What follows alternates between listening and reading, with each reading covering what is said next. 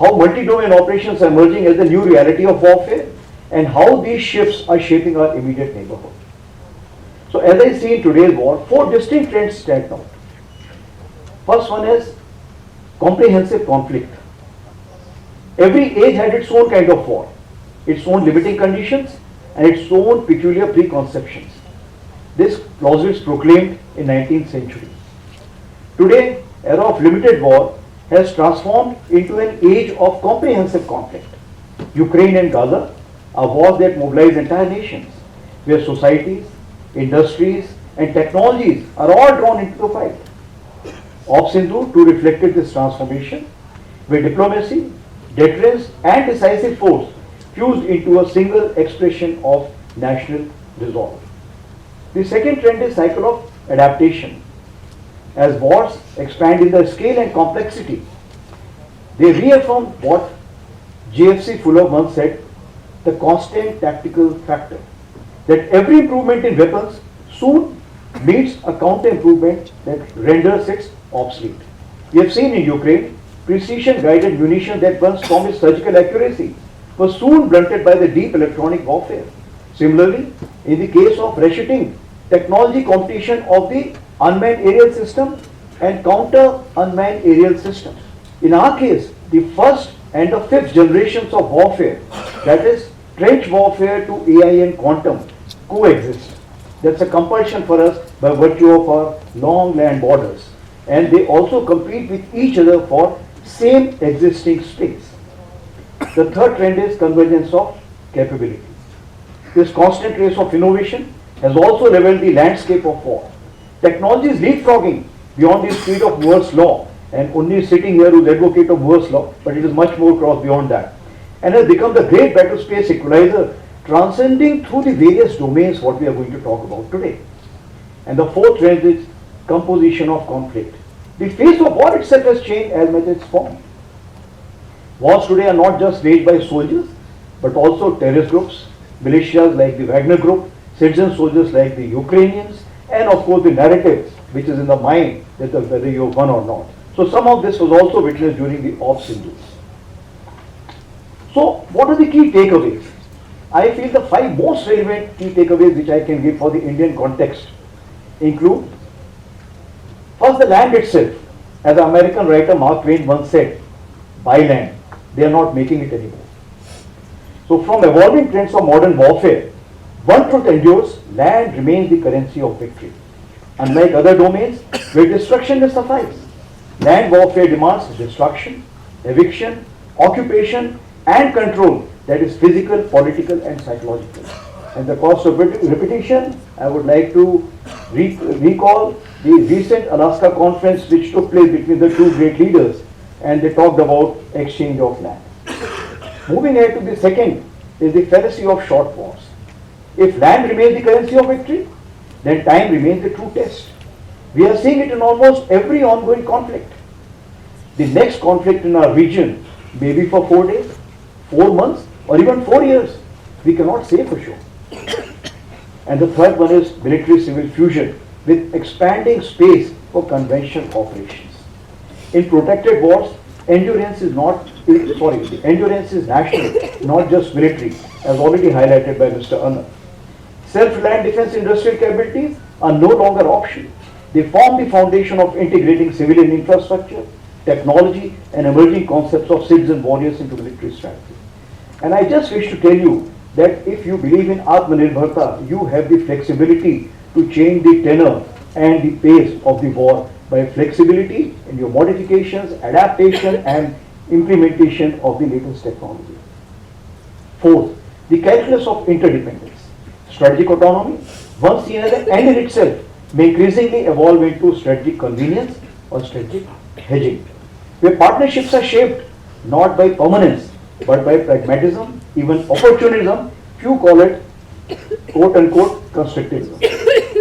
Fifth, conflicts in future war would be multidimensional, but we would do well to remember that all other forms of modern warfare thrive only when backed by potent, precise, and punitive conventional forces. So now let's move on to the new normal of Op Sindhu. Now, before I say anything as to the Op Sindhu is concerned, I would like to put on record, this is the first time that we had the polity, we had a clarity, and which had the confidence from their defense forces, and they said we give you 100% freedom. Never ever I have seen this kind of a freedom given anywhere in the world. And that is the kind of a synergy, politico-military fusion that makes India so great country today. So as nation confront today shifting landscape, the real test lies not just in capability, but in clarity. How we think about the war itself. In warfare, there is often a temptation either to fight the last war or to suffer from next war itis, the term popularized by former US Secretary of Defense Robert Gates. So the wisdom lies in balancing the two, drawing from experience while anticipating disruption. That balance between legacy and leap is what will define success in the era of constant change. And I'll take your mind back again to the 5 generations of warfare. We are constrained to fight the trench warfare as also leapfrog to artificial intelligence and quantum. So the logical question is, how much is India prepared for or responded? The answer lies in Ops Sindoor. Every facet of modern warfare we discuss was evident in its planning and execution. It was like a rhythmic orchestra where in all sounds played together in various decibels. To put it in simple words, rifleman to Rashtra, Jawan to Jahan worked in harmony. In just 88 hours, a new chapter was written in the history of warfare. Pakistan was compelled to seek a cessation of hostilities as the operation shattered its illusion of impunity, struck deep into its heartland, including Punjab and Rawalpindi, and punctured the nuclear bogey that had long constrained conventional response.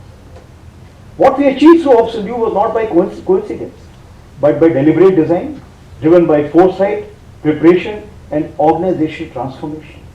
And the tri-service synergy, which became the strong point and which actually shook up the others, that how can they be three be so together, so closely working together and in unison. I think that was something phenomenal, and that has given us so much of results.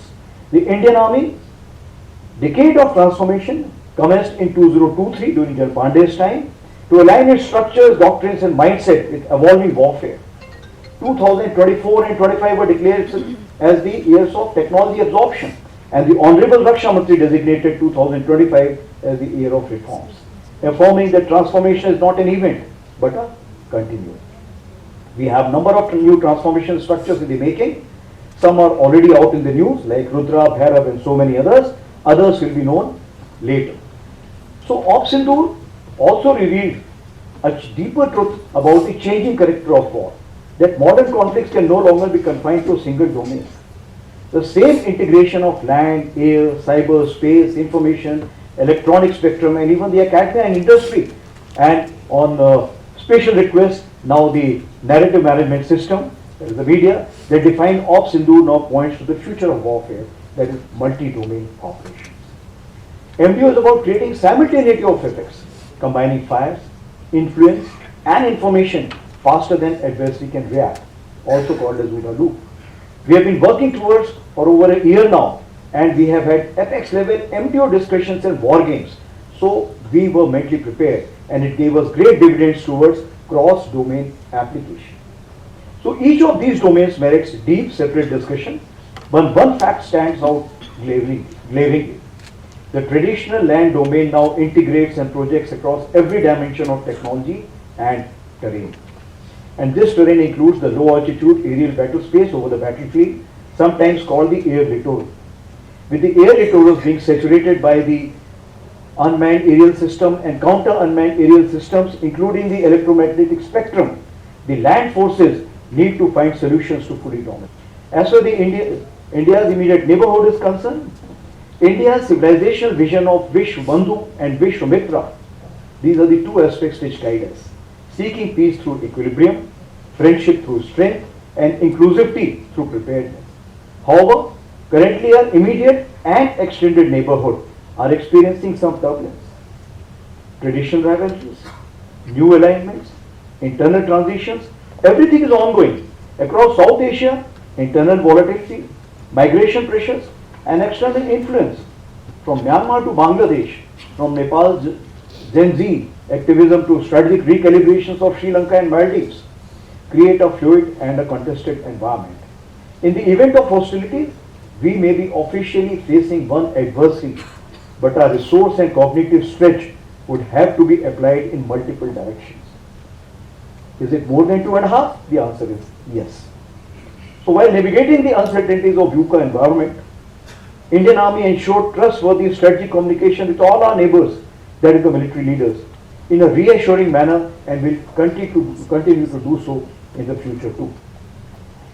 Just this week, we hosted the first ever conclave of the Army Chiefs of United Nations troop contributing countries, with participation surprisingly from 32 countries from across the globe. This was much more than the expectation.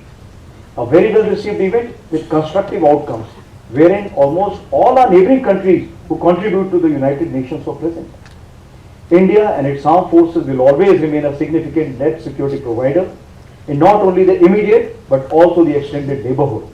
We need to remain pivotal to any whole of nation approach towards this assurance endeavor. So to conclude, I would say we live in an age of constant conflict and change. Our task is clear: to stay prepared, to stay purposeful, and stay ahead in the evolution of warfare. The Indian military stands ready, lethal in capability, resolute in character, and united in cause. Thank you, Dhanyavad, Jai Hind.